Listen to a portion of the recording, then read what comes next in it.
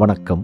இந்த காணொளியில் ஆஷாட நவராத்திரியை முன்னிட்டு தஞ்சை பெரிய கோவிலில் தனி சன்னதியில் அருள்பாலிக்கும் வாராகி அம்மன் பல்வேறு அலங்காரங்களில் பக்தர்களுக்கு அருள்பாலித்த நிகழ்வினைக் கண்டு இறையருள் பெறுவோம்.